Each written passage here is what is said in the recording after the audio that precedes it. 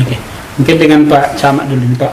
Ya. Pasar Ibu di tempat Bapak kan Pak Thompson. itu luas juga ya daerah konsesi TPL. Nah, Benar. masyarakat tentu juga banyak bergantung hidupnya juga di di daerah Borgor itu yang berhubungan dengan Toba Bapak Blestari. Yang Bapak hadapi di sana itu kan juga banyak persoalan-persoalan, Pak. Nah, termasuk persoalan sosial yang timbul karena keberadaan perusahaan ya. Di sana kira-kira Bapak apa yang Bapak hadapi dengan baik dengan masyarakat maupun dengan katakanlah perusahaan? Kondisi masyarakat sekarang pasca reformasi memang untuk wilayah Kecamatan Borbor itu sudah semakin terbuka pemikirannya, dan memang ada edukasi dari mungkin dari informasi yang kita tahu bahwa internet itu sangat mendukung bagaimana perilaku masyarakat sekarang. Iya. Khusus di Kecamatan Borbor Pak Thompson, kami melihat banyak memang konflik dengan pihak korporasi, dalam hal ini TPL, yang mengatasnamakan dari nenek moyang kepemilikan tanah, mengakibatkan ini terjadi konflik horizontal di antara masyarakat juga sebenarnya. Akibat seperti yang disampaikan Pak Asisten 2 tadi, memiliki dan manfaat.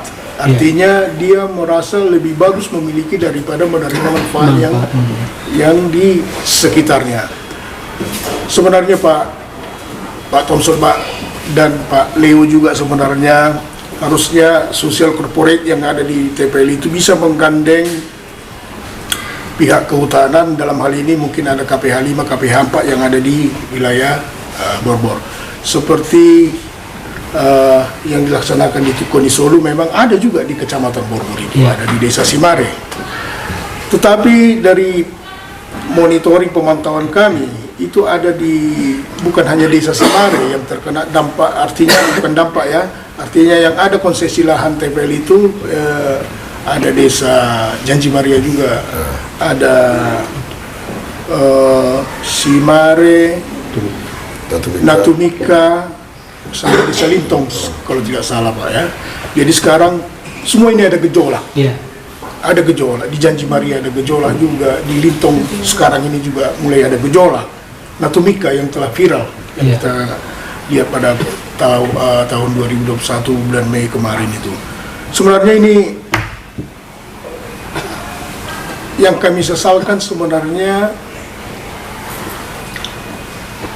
pihak korporasi, bagaimana ya, coba saya sederhanakan, harusnya menggandeng masyarakat itu ya, menggandeng masyarakat itu untuk melakukan seperti apa yang mereka rencanakan di RKA mereka tiap tahun ataupun di peraturan-peraturan yang ada di KLK.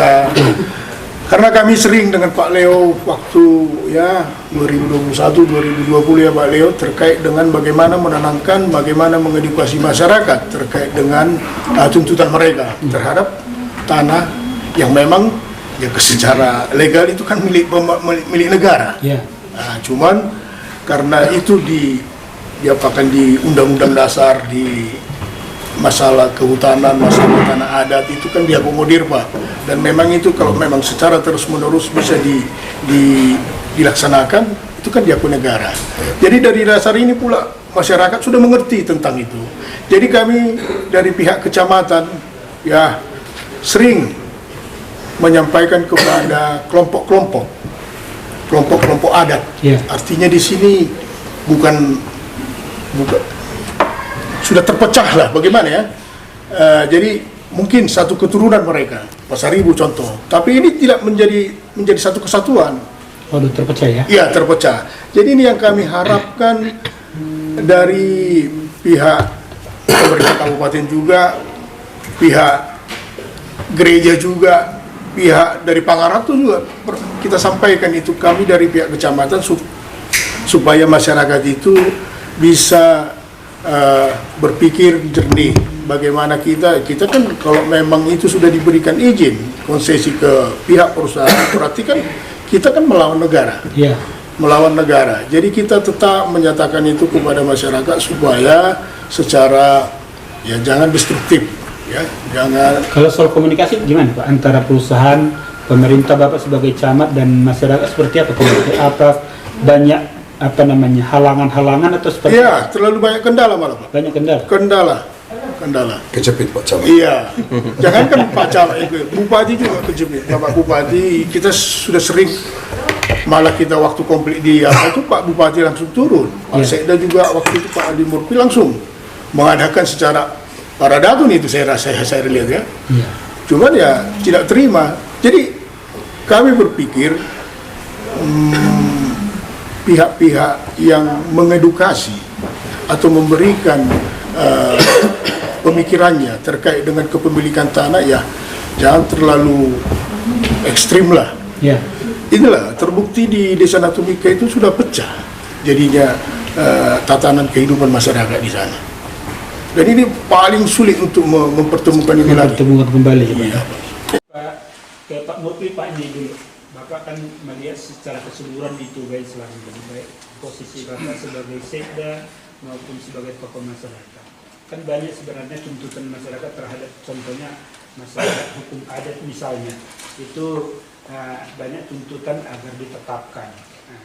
Sementara kan banyak juga persyaratan-persyaratan yang tidak mudah juga dipenuhi oleh masyarakat sebenarnya untuk ditetapkan sebagai masyarakat hukum adat.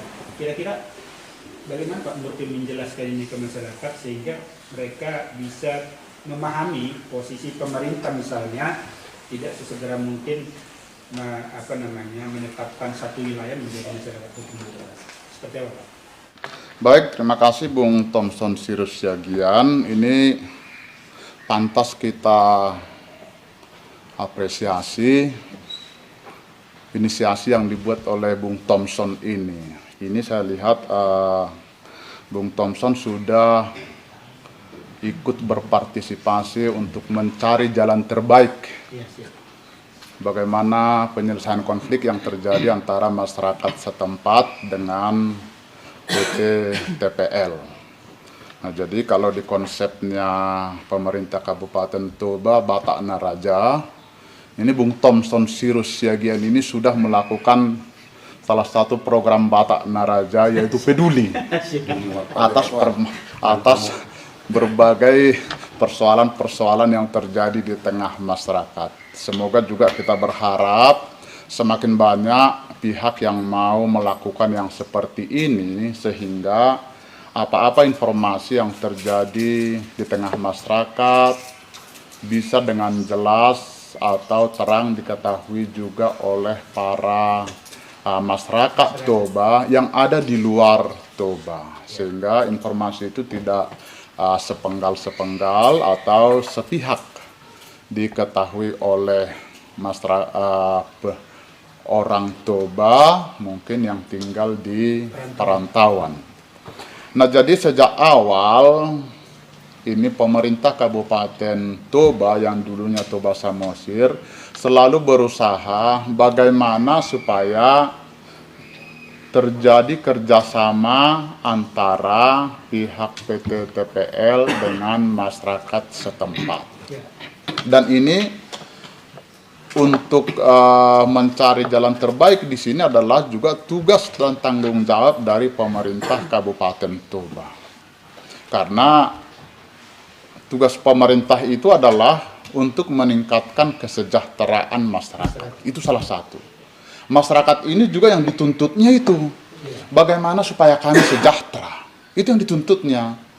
Nah, oleh karena itu dengan pola kemitraan yang tadi sudah dijelaskan oleh Pak Leonard Sitorus, sudah dijelaskan, sudah dari PT TPL juga sudah membuat kelompok-kelompok tani. Nah, sehingga tujuannya kan semua bagaimana supaya ini sejahtera. Nah, di samping itu, tuntutan masyarakat adalah bahwa lahan yang menjadi konsesi PT TPL tersebut adalah milik kami. Kan selalu seperti itu. Itu adalah tanah kami. Oleh aturan menyatakan bahwa ini terjadi perbedaan persepsi antara masyarakat dengan negara. oleh negara menyatakan bahwa itu adalah kawasan hutan dan sudah diserahkan menjadi konsesi PT TPL. Oleh masyarakat menyatakan jauh sebelum negara ini ada, itu sudah kami kuasai. Nah, sehingga ini milik kami. Sehingga kita selalu menjelaskan bagaimana walaupun itu sudah menjadi milik kita, tetapi oleh undang-undang menyatakan yang berlaku di negara ini menyatakan itu sekarang sudah tidak milikmu lagi, sudah menjadi milik negara. Nah, ini sebenarnya yang harus bisa dipahami oleh masyarakat. Jadi tadi ada kelompok tani yang sudah terbentuk, berarti ini bagaimana supaya ini bisa kami manfaatkan.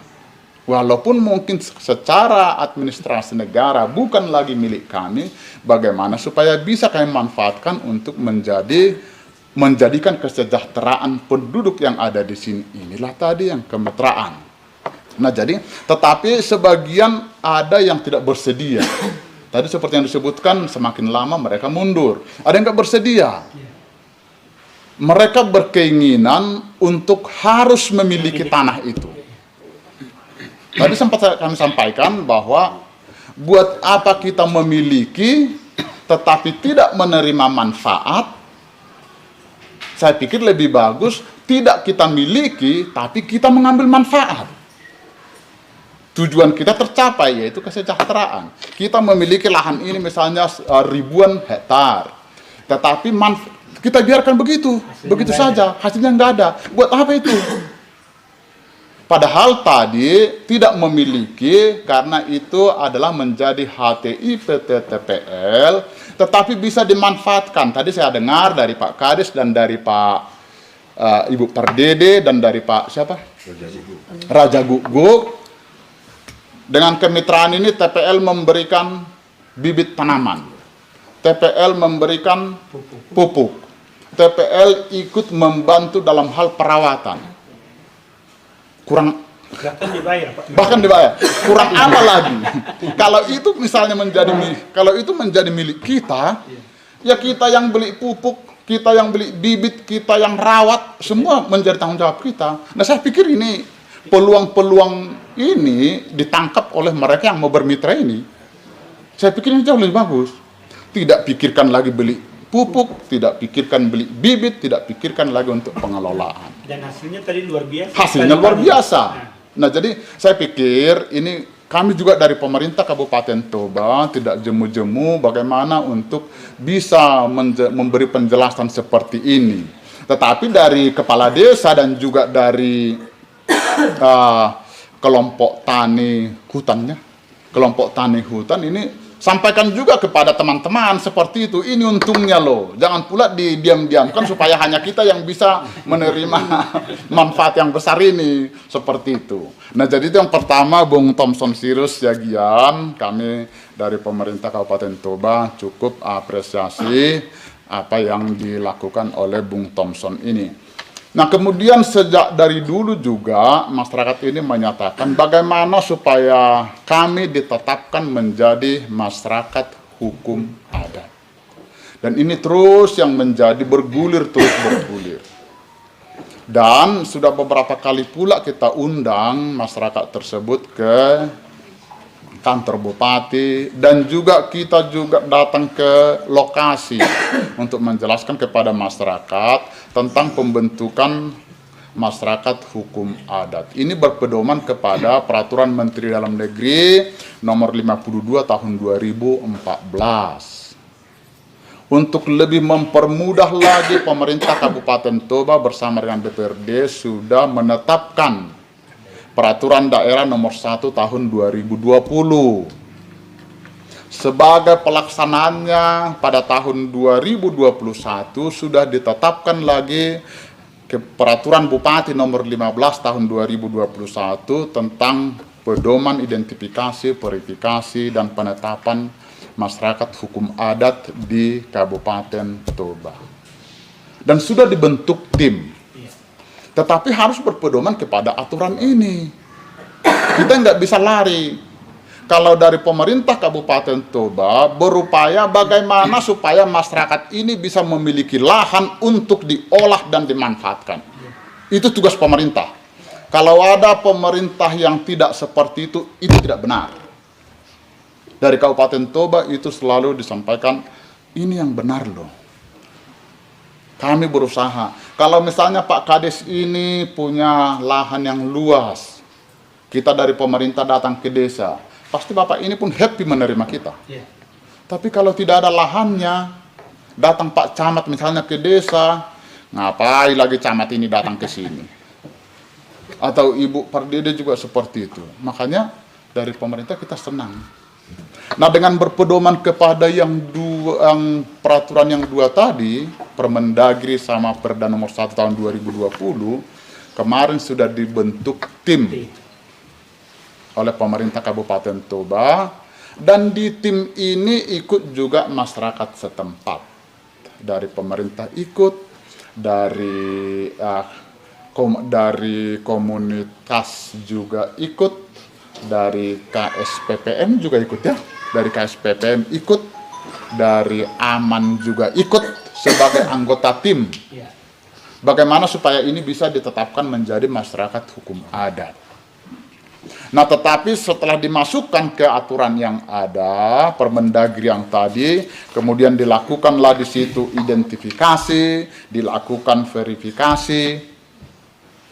Dari yang harus disebutkan ada 5 persyaratan itu sejarah masyarakat hukum adatnya ada. Nah, kemudian juga ada wilayah adatnya. Kemudian juga ada hukum adat masih berlaku. Kemudian ada harta kekayaan masyarakat adat itu atau benda-bendanya. Nah, kemudian masih ada kelembagaan dan sistem pemerintahan adat itu masih berlaku di sana. Karena itulah aturan. Nah, setelah kita lakukan identifikasi dengan apa yang ada di lokasi, kita masukkan dalam aturan, tidak memenuhi syarat. Di satu pun daerah di Toba ini tidak ada. Dari ada berapa? Ada 7 kemarin? Ada 7 yang mengajukan permohonan untuk ditetapkan menjadi masyarakat hukum adat, tidak satu pun yang memenuhi syarat. Sehingga kami tidak merekomendasi kepada Bupati supaya ditetapkan menjadi masyarakat hukum adat. Karena kalau itu kita rekomendasi, kemudian Bapak Bupati menetapkan masyarakat hukum adat, padahal tidak sesuai dengan aturan, sehingga suatu saat akan disebutkan menjadi permasalahan hukum. Karena apa? Kenapa Bupati menetapkan masyarakat hukum adat? Sehingga mereka memenuhi syarat untuk ditetapkan memiliki hutan adat. Maka hutan itu berkuranglah misalnya sekian ribu hektar, padahal tidak memenuhi syarat. Ini menjadi persoalan. Berarti di situ Bupati membuat tindakan yang merugikan negara. Dan itu merugikan negara, tidak memenuhi syarat, lepas hutan negara lepas, padahal tidak memenuhi syarat. Itu yang kita jaga. Dan itu bisa pidana ya? Itu pidana. Salah satu prioritas KPK, alih fungsi lahan. Alih fungsi lahan ini. Salah satu prioritas. Karena sekarang Pak Presiden juga menyatakan mafia tanah harus menjaga mafia tanah ini. Ini kan seperti mafia tanah. Kalau tidak memenuhi syarat tapi diberikan izin lepas. Nah, ini yang dijaga. Nah, sehingga ini selalu kita sampaikan kepada masyarakat. Yang pasti untuk masyarakat kami, pasti pemerintah senang bagaimana masyarakat ini bisa memiliki lahan. Tetapi harus dengan yang memenuhi syarat. Seperti itu. Nah, jadi pada tanggal 3 Oktober kemarin, Bapak Bupati sudah pernah mengundang seluruh elemen-elemen masyarakat, khususnya karena masalah yang terjadi di Tukoni Solu. Dan pertemuan itu juga diikuti oleh Ketua Badan Nasional Aman, yaitu Pak Abdon Nababan. Ikut hadir. Dan Pak Abdon bisa memberikan penjelasan-penjelasan pada saat itu. Dan kita sepakati, bagaimana kalau persyaratan yang Permendagri 52 ini dipermudah Ya. atau dilonggarkan, tidak seperti itu ketatnya. Nah sekarang itulah upaya kita ke Mendagri. Bisakah ditetapkan masyarakat hukum adat, tetapi tidak harus memenuhi seluruh persyaratan ini? Ini yang harus kita jajaki. Nah sebenarnya tuntutan kita dari masyarakat Toba ini bukan kepada PT TPL, karena PT TPL itu kan ngontrak, seperti ngontraknya itu. Kalau kita ibaratkan rumah, dia seperti ngontrak rumah. Jadi harus ke negara ya Pak ya? Ya harus ke negara, karena dia tidak pemilik hutan itu, enggak. Dia hanya mengontrak, diberikan negara mereka kontrak. Tapi kalau orang yang mengontrak tidak menjaga barang yang dikontraknya, pasti mereka akan dituntut oleh pemilik. Siapa pemilik? Yaitu negara pasti menuntut TPL. Kenapa kami berikan kepada konsesi kepada PT TPL sekian luas tanah, padahal sebagian sudah diambil oleh masyarakat, kamu diam-diam saja di situ? Nah pasti TPL itu dipidana. Nah sehingga sasaran tuntutan kita ini sebenarnya ke LHK, Menteri Lingkungan Hidup dan Kehutanannya. Tuntutan kita bagaimana supaya sebagian ini bisa, bagaimana persyaratannya itu. Nah jadi jangan masyarakat, Pak Kadis lah sampaikan ke masyarakat, jangan ke TPL. Kita di pemerintah kini bersama-sama pergi ke Menteri LHK, Mendagri, bagaimana caranya supaya kami bisa tanah adat kami dulu itu bisa sebagian kami miliki lagi untuk kami olah. Saya pikir seperti itu, Bung Thompson.